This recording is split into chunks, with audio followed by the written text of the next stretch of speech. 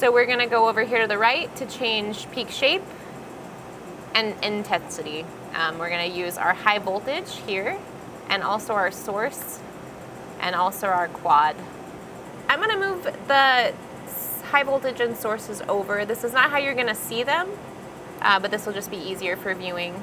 They're normally gonna be over the right from where I pulled them from. So as I was saying earlier in our little demo, is that we are gonna change peak shape the most with this quad 1. We're also gonna change where it's sitting on this range of masses by moving quad 1. Just to demonstrate that, I'm gonna really kind of psych it out a little bit. I'm gonna move quad 1 quite a bit, and you're gonna see the changes here. So now it's moved over to the right.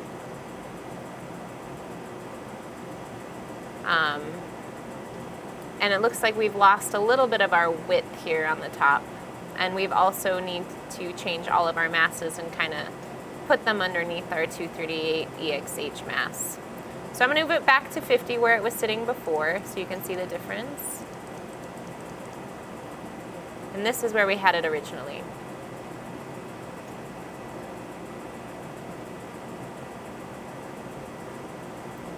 So I'm actually pretty happy with the peak shape other than that shoulder. So instead of adjusting quad 1 initially, because we don't want to push quads up if we don't have to, I'm going to go through source slits and high voltage units first. And then if I need to make some adjustments to peak shape, I'll do that later with quad 1. This is a very honed tune file. That peak shape is pretty good. We're not going to get it much better than that during this video. If it weren't, however, you might have something that, say, looked a little bit like this. I'm gonna get crazy here and change quad 1 a lot.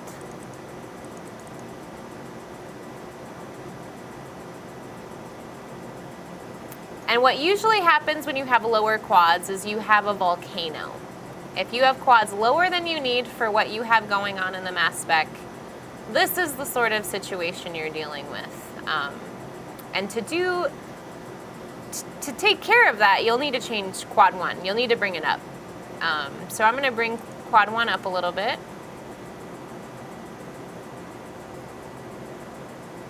And you'll see that get a little bit better each time I bring it up. It's a little bit taller, a little bit less volcano-y. Our masses are getting closer together. Now, one important note that will also happen when you are dealing with something like that is generally these masses are already going to be underneath it. And to get masses underneath a quad 1, if they're not, is by changing linked quads. Now that moves lower masses underneath high mass, which is your 238.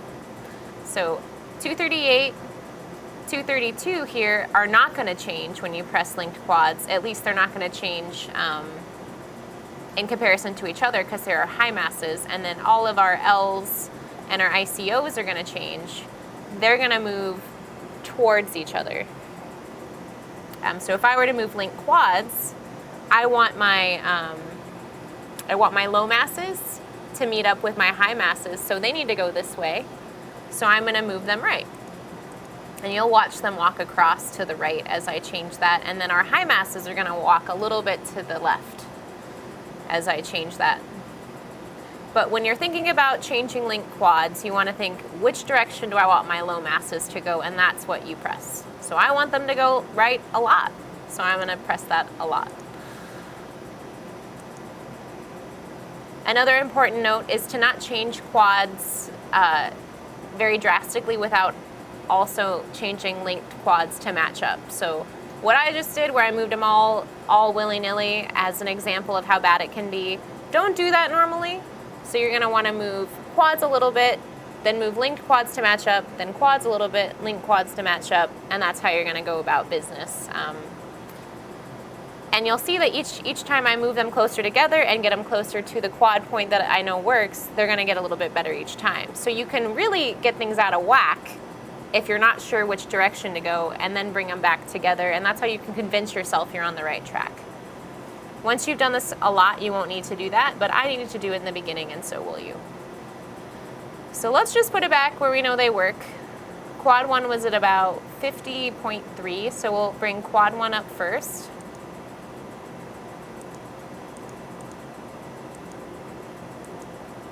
And just to stay true to my word, we'll move link quads 2. We'll bring them over to the right just a little bit.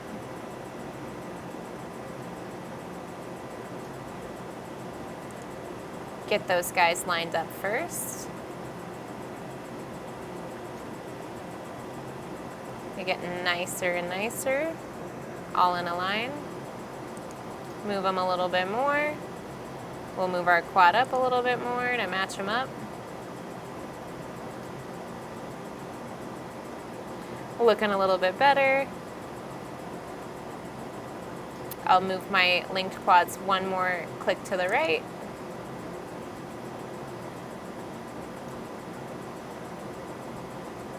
Peak shape's looking a little bit better. And so I could stay here and then go through my high voltage and source and then come back to see if I need to change quads a little bit more, because the idea is that quad 1 stays pretty low. So if I can keep it quad 1 at 4.6 instead of 5.0, that's great. So maybe let's start there. We'll do some changes and you'll see how that kind of affects peak shape and signal. So we're gonna do the same thing we did with the torch. We're gonna stop once we've gotten a full peak to look at. And then we're gonna go set magnet by right-clicking that vertical dashed line into the center of our masses and then setting our magnet. Now, if all of these lines are distracting and you have no idea what you're looking at, you can untick them. You don't need H2, you don't need 232, you don't need all of these L5s, L6s, L7s, L8s. You can untick those, clear everything, and just be working with your 238 until you're ready to look at that full peak and see how it looks with all the other masses underneath it. And that's maybe the way to go when you're first starting, just to kind of not get distracted. So here's our 238 line. I'm going to go into my high voltage first. That's always a great place to start. So the first thing you're going to change is HV1. This is the weirdest one you're going to be changing because you're actually trying to find the center point for HV1. So it's sitting at 6018 as a voltage. What we're going to do is we're going to go 30 above that point and 30 below that point. And if those two changes are similar, then we know 6018 is the good mass. Otherwise, I'm sorry, the good voltage, not mass, it's not a mass. If that's not right, if they're really, really dissimilar, we'll maybe try a different midpoint like 17, and we'll go up 30 from 17 below 30 and see how that looks. So let's go up 30 from 6018, so it'll be 6048. Enter. And it should drop quite a bit, and then let's find the other side of that on the low end, which is 5988. And we'll wait till that guy gets there on the other side. And so there's a little bit of a droop. So let's see if we can make those two distances much smaller. So let's go 5987. And then let's go 6047. Now that distance is even greater, so I'm not on the right track. So let's go above 6018 and go 6019. Let's go to the high point of that, up, so 6049. And then the low point, 5987, sorry, 9. And so our distance is still a lot greater. So what that tells me is that 6018 is where we're gonna be for now. But we'll just check it, 6048, 5988, and that's our lowest distance. We're gonna go there. So our midpoint for HV1 is 6018. Now we'll move to HV2. HV2 and all the rest in this list, you're gonna change by increments of 5 and 10. You don't need to worry so much about one clicks. You really just want to see changes at this point. So anything that's making a good change or a bad change is what you're assessing, and then how much of a good change. So HV2, I'm just going to go up 5 clicks, 1, 2, 3, 4, 5. I can't really tell any difference, so I'm gonna go up 5 more, 1, 2, 3, 4, 5. Looks like it's dropping. So I'm gonna go back to that original 10 clicks ago, 1, 2, 3, 4, 5, 6, 7, 8, 9, 10. Looks like the issue here is that we're going over a pre-ablated portion of the grain, so we're not really getting a good indication of our progress, that we're doing at least. So let's wait for that to stabilize. And since we're on the subject of stability, another thing you're looking for while you're tuning is a stable signal. So things like this, with big giant dips when we went through that crack, are not ideal. So if you're seeing a lot of noise in this line or any of the other signals for any of the Faraday cups or ion counters being an exception because they're so low that you're gonna see a lot of spikes depending on how you set your min and your max. You'll just wanna pay attention to how much noise you're seeing in here. And there's usually very little noise in the tuning signal if you have no other interference on your grain, like pre-ablated sections or cracks. So if you're like, oh, there's tons of noise, make sure you're not on a weird section of the grain. And if you aren't on a weird section of the grain, maybe pay attention to the last thing you changed and if that makes your signal much noisier. So if you're seeing a general signal that's stable, maybe a couple of hiccups here and there, you're probably on the right track. But if you change something and all of a sudden you've got mountains for days and valleys for nights, maybe reassess how smart a change that was. Something to note about HV2 is that you don't want to bring that up too high if you also have your quads pretty high. So when I say pretty high, I'm talking about 50 and 60, about where we are now. So even though it might look better up much higher than 3609, it's not always the best idea to crank it up there. It tends to widen the slits even more over time. So my limit, usually I won't bring HV2 up past 3.7 something. So if I'm on 3.8 territory, I'm kind of like, nah. So let's just click it a few more times to see if we can improve it without damaging anything in the long term.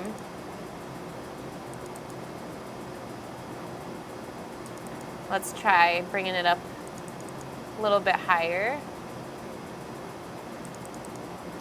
So now we're at 3.709, and it doesn't really look better, so I'm gonna bring it back down.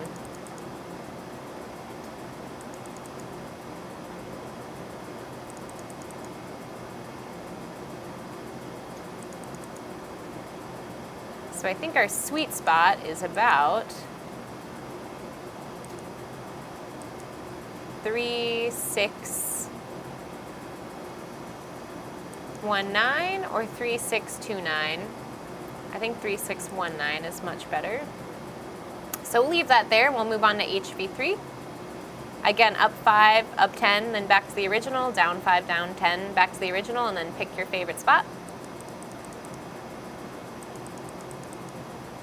That is not the right direction.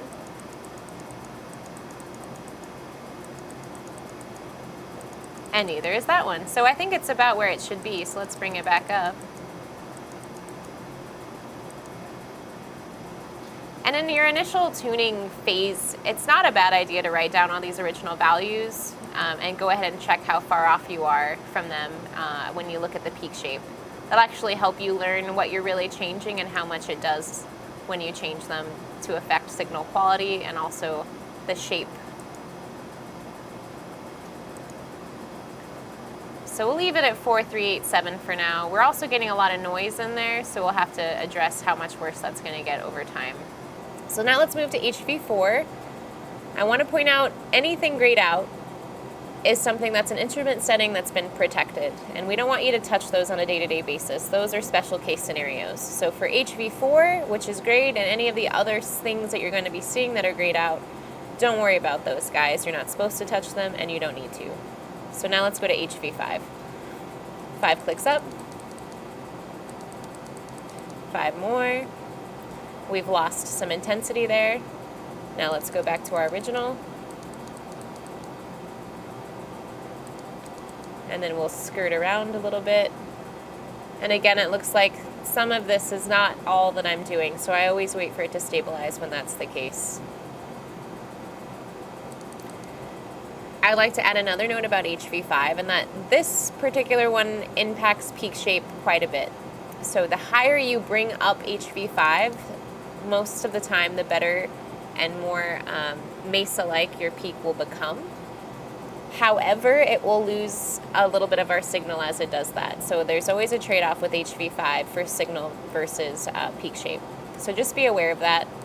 And a lot of times I'll just tune with a full peak with HV5 and find the best shape I have after I've already gone through these settings once or twice.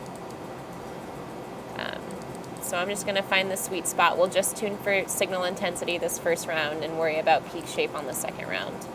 Let's move to HV6. 5 clicks up. 5 more. Definite signal loss. Let's go back to our original.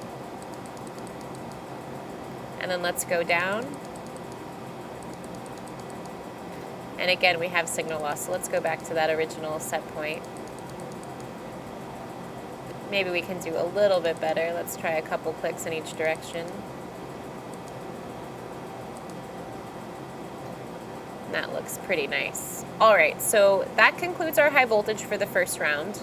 Remember, HV1 is a midpoint setting, so you're not clicking up and down that way. You're actually typing in above and below 30 of a midpoint. And then HV5 really affects peak shape. And those are the big ones for high voltage. So now let's move to our source slits. For source slits, we're going to be clicking up and down. We're going to just click all day long. So let's do up 5, up 10, and then down 5, down 10, and see where we're at with source V1 to start.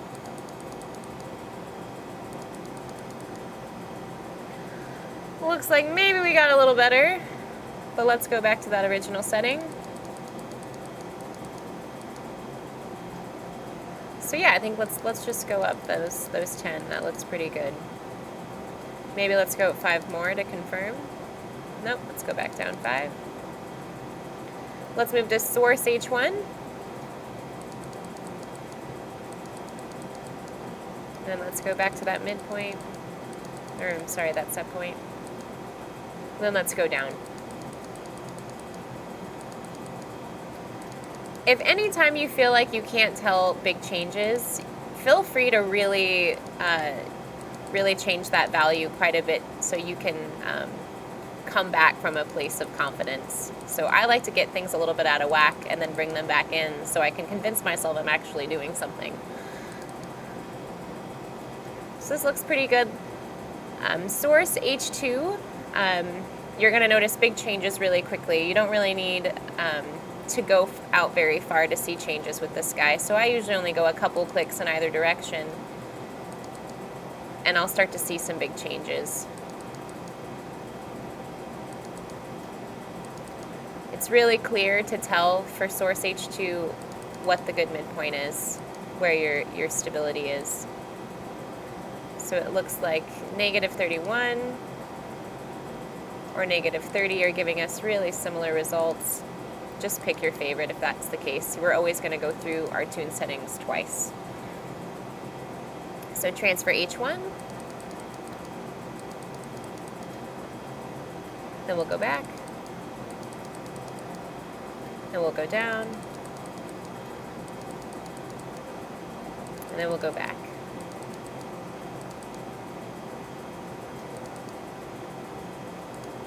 So it looks like that 39 may be our sweet spot. So let's move on to transfer V1.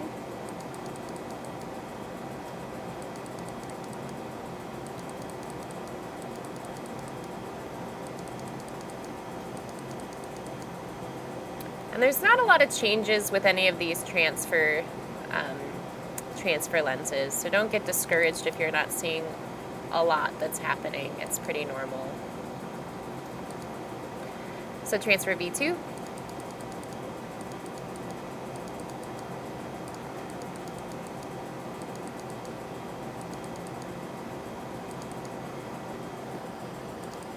All right.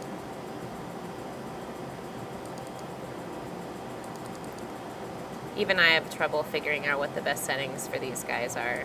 So we'll just put it there at -30, or I'm sorry, -29. So now that you've gone through your torch position, your high voltage, and your source, you're going to want to look at that peak and see how we've modified it. So we're going to go back to restore range and see what we've done to our peak. Hopefully you have a much higher signal, and hopefully we've actually improved the peak shake by getting those settings closer to a value that's operating in our range today. So we have a much flatter top, slightly sharper shoulders here, which is great. But we still have quite a little slope here on our sides, good angle. And remember, like I said, the perfect peak is basically a mesa. So maybe we can get rid of this slopey sides in this next pass. And that's probably going to have a lot to do with our quads, and it's going to have a lot to do with our HV5.